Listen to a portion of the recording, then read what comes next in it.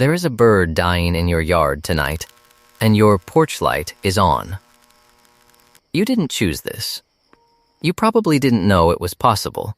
Most people who love birds who fill feeders, who know the difference between a house finch and a purple finch, who feel something real when a cardinal lands close enough that they can see the red go all the way down to the beak. Most of those people have no idea that what hangs above their front door is one of the most dangerous objects in the neighborhood for the very birds they're trying to protect. This is not a minor concern.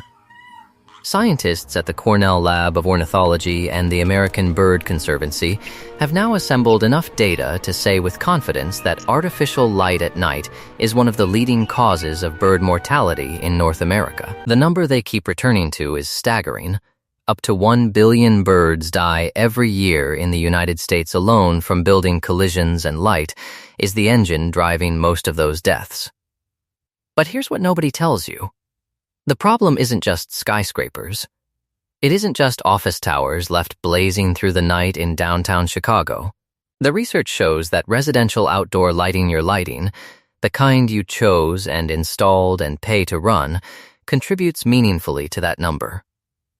There are 8 things I want you to know. Some of them are about what your light is doing right now.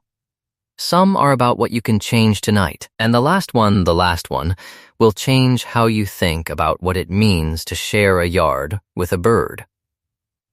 Subscribe before we go further. What you're about to learn has been hiding in plain sight every night you've ever watched your yard go dark. Before we talk about your light, you need to understand what is happening above your house on almost any night between late March and early November.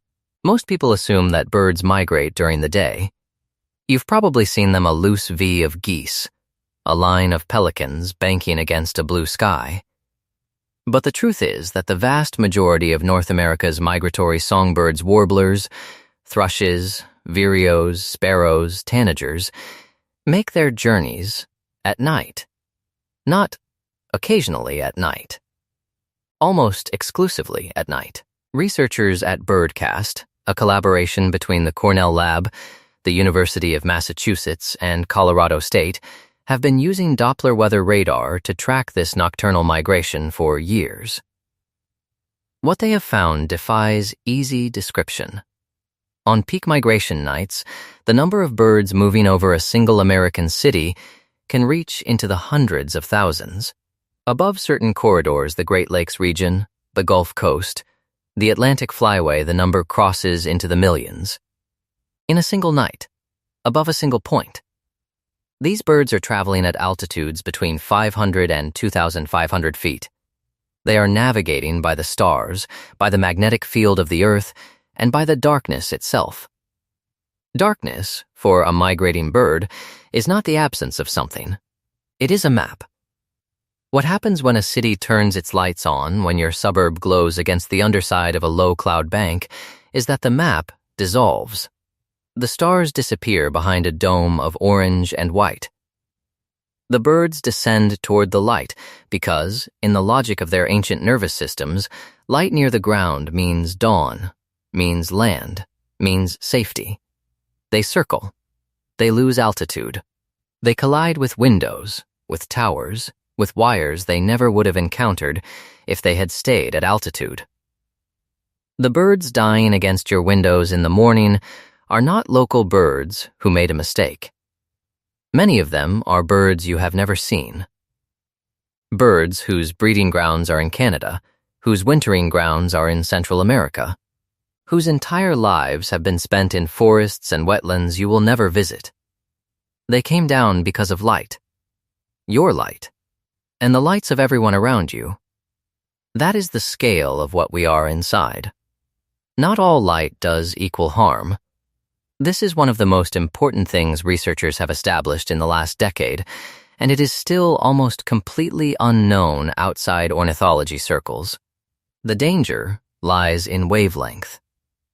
White light, the crisp, bluish-white of LED bulbs now standard in most outdoor fixtures, is rich in short wavelength blue light.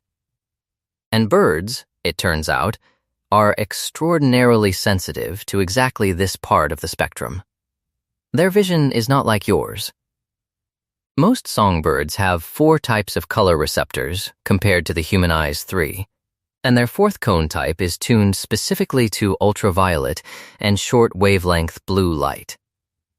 What looks like a standard porch light to you is, to a migrating warbler at 800 feet, an overwhelming beacon.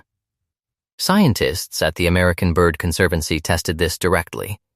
Using light trap studies a methodology where birds caught near light sources are counted, identified, and released. They found consistent patterns. Blue-white lights attracted dramatically more birds than warmer-toned alternatives. The birds weren't drawn because of brightness alone. They were drawn because of what the light was made of.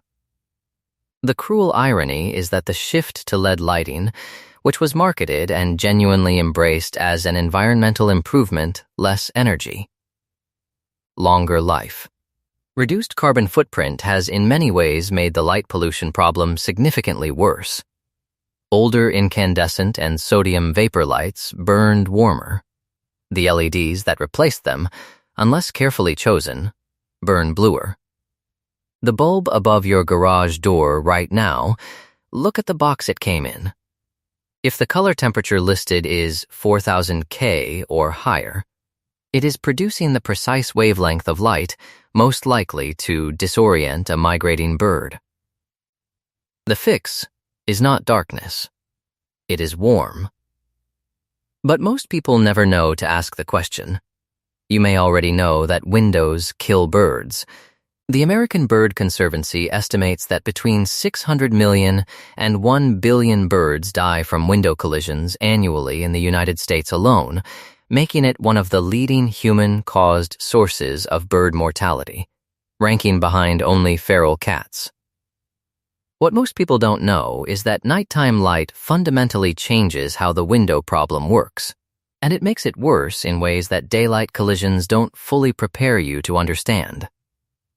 During the day, birds collide with windows primarily because glass is reflective. They see the sky, or a plant, or an open corridor mirrored in the surface, and they fly toward it. The collision is a perceptual mistake. The bird believes it is flying toward something real. At night, the dynamic is different. A lit window, seen from outside in darkness, is not reflective. It is transparent. The bird, disoriented by artificial light, circling lower than it should be, sees through your window into the warmth and light of your living room, the lamp on your end table, the glow of a television, a lit kitchen, and perceives that interior as a place to go. It flies directly toward the glass without the reflective cue that might, during the day, have registered as a surface. Researchers studying this phenomenon, particularly teams working in collaboration with Fatal Light Awareness Program, or FLAP, in Toronto, have documented that collisions cluster around lit windows on nights with high migratory activity. They have also documented something that makes the data harder to read. The birds that collide at night are often not found until morning, sometimes not found at all, carried off by cats or predators before anyone is awake to count them. The birds you never find are part of the number 2. Turning off interior lights that illuminate windows, or drawing curtains before migrating hours, typically between 11 p.m. and 6 a.m. during spring and fall migration, reduces collision risk substantially. This is not a theoretical improvement. The research is direct. If a standard porch light is a problem, a floodlight is a different order of magnitude. The specific mechanism has a name in the scientific literature: fatal light attraction, sometimes called the light trap effect. It was first formally described in the context of lighthouses in the 19th century. Naturalists noticed that on foggy nights, birds would circle lighthouse beams in enormous numbers and fall dead on the rocks below by the thousands. It was treated as a curiosity then, a tragedy of a particular kind of night in a particular kind of place. Researchers now understand the mechanism. A disoriented bird, pulled downward by artificial light and unable to relocate the stars it navigates by, enters a behavioral loop, It orbits the light source. Each orbit pulls it lower. The loop is not voluntary, it is a failure mode written into the navigation system that evolved in a world where the only light bright enough to navigate by was celestial. A bird caught in a fatal light attraction event cannot simply decide to leave. The stimulus is too powerful, the override too costly. It circles until it collides, until it exhausts itself and falls, or until the light goes off. Motion-activated floodlights, popular in residential settings for security, are in some ways more disruptive than continuous lights because they introduce a pulsing or sudden activation that intensifies the disorientation effect. A migrating bird flying at altitude in near darkness that suddenly encounters a burst of intense white light below has no calibrated response for it. The light demands attention in the same neurological way a predator does. The American Bird Conservancy's Lights Out program, now active in dozens of North American cities, asks commercial buildings to extinguish or dim lights during peak migration windows, documented by Birdcast as the 2 weeks around each equinox, plus high-activity nights identified through radar. In cities where the program has been adopted at scale, researchers have documented measurable reductions in collision mortality the following morning. Your floodlight is smaller than a skyscraper. It is not nothing. Here is where science becomes genuinely actionable, in a way that asks almost nothing of you.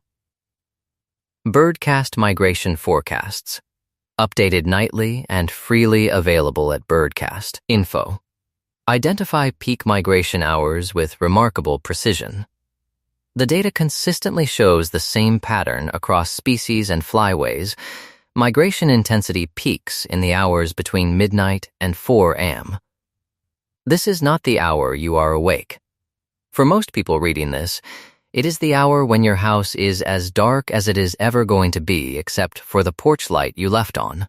Porch lights left on overnight were originally a safety convention from an era when motion sensors did not exist. Most people who leave them on are not aware they're making an active choice the light became default, and defaults don't get reconsidered. But the lights you leave on between midnight and 4 a.m. during migration season are operating at peak harm during the hours of lowest human benefit. No one is arriving at your door. No one needs to see the front walk. The light is on because it was never turned off. There is a second thing most backyard birders miss entirely, and it is about fall migration specifically. Spring migration tends to get the attention the arrival of warblers in May, the sudden presence of color in the yard after a gray winter. But fall migration is larger, longer, and in many ways more vulnerable.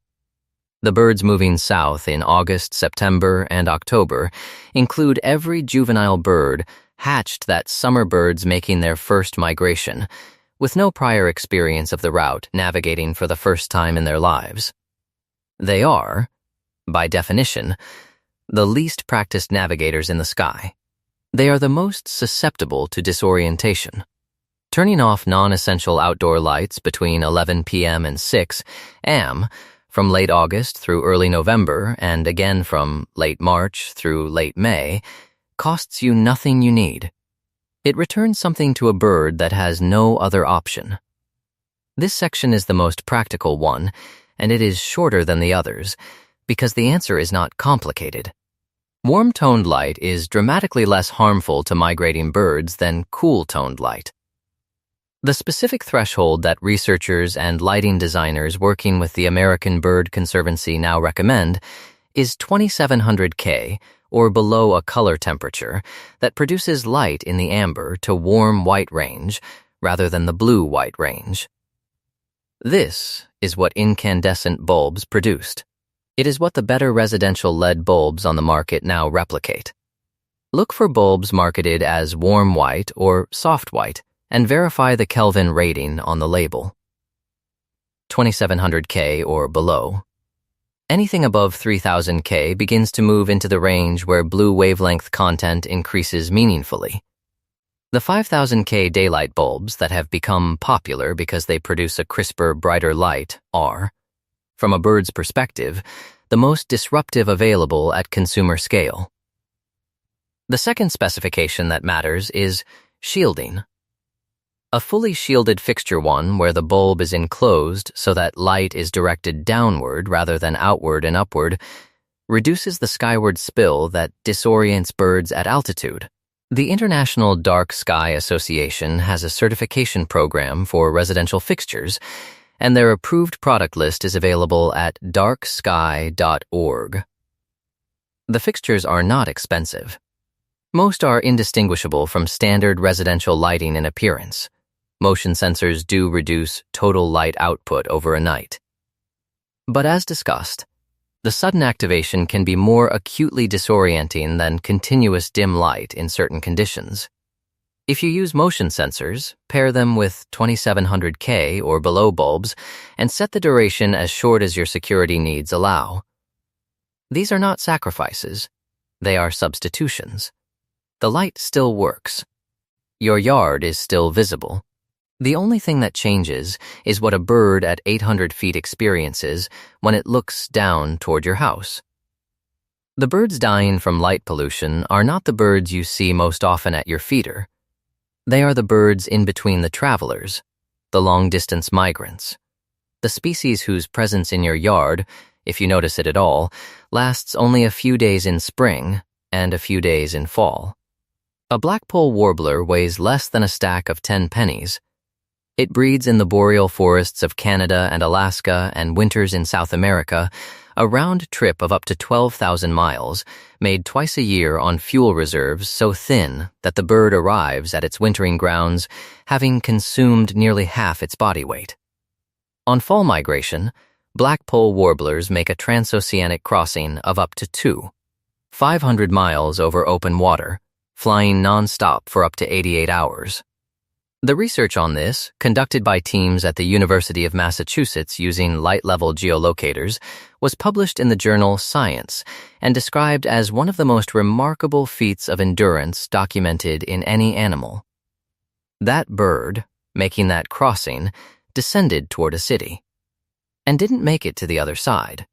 The wood thrush, the one with the spotted breast, and the flute-like evening song that carries across a quiet suburban yard in a way that makes you stop whatever you're doing, has declined by nearly 62% since 1966, according to the North American Breeding Bird Survey. Habitat loss is the primary driver. Light pollution is a compounding factor, disrupting migration patterns and fragmenting the nocturnal corridors the species has used for thousands of years. Most people who watch birds know the birds they see. They count the chickadees, remember the year a scarlet tanager appeared, notice when the hummingbirds are late. But there is an invisible layer of birds above and around your yard birds whose absence you cannot measure because you never knew they were there. The ones who didn't make it past your neighborhood. The ones you never got to see. I want to take a moment here, before we close, to say something that isn't in the scientific literature, but needs to be said. You did not know. Whatever your outdoor lights are doing tonight, whatever you leave on out of habit, or security instinct, or because nobody ever told you otherwise you did not know. The people who love birds most deeply, who maintain feeders through January and learn to distinguish calls by ear and feel genuine grief when something stops showing up, those people have, in many cases, been contributing to the problem without any knowledge of it. This is not a character failure. It is an information failure. The research has not reached the people who most need to hear it. But here is what I want you to hold on to. Because it matters, the people who care about backyard birds are exactly the people who can make this change stick. Not policy. Not regulation. People who feel something when a bird lands close. The migration is happening tonight. Right now, if you are reading this during spring or fall, there are birds above your neighborhood's small ones, birds you might never see in daylight. Birds that breed in places you've never been and winter in places you'll never go, and they are navigating by dark. They need the dark. They have always needed the dark. We built our light into their root without asking. You can give a small piece of it back, not all of it. Enough. Turn off the porch light tonight at 11. Change the floodlight to 2700K. Draw the curtain on the bright window in the living room before you go to bed. It costs you nothing measurable. It costs a blackpoll warbler, crossing an ocean on 10 pennies of body weight. Everything. The birds you love in your yard, the ones who show up reliably, who know your schedule, who have, as the research shows, learned to recognize your face and read your intentions. Those birds belong to a web of relationships that extends far beyond your property line. The migrants you never see are part of it too. The chain that runs from boreal forest to tropical coast to your backyard feeder includes travelers you will never meet. When you leave the light on, some of them don't arrive. When you turn it off, some of them do. That is not a small thing. That is not a gesture. That is a real decision about what your yard contributes to a world that is already losing birds faster than most people know. You know now. And that changes what tonight looks like. Have you ever found a bird at your window in the morning, one you didn't recognize? One you'd never seen before? Tell me in the comments what it was, or where you found it. For those of you already running a lights-out setup, or who have switched to warm-tone outdoor bulbs, tell me what you changed first. Your story might be the one that convinces someone else to make the same call. And if you know someone who keeps their porch light on all night and loves birds, send them this. They'll want to know.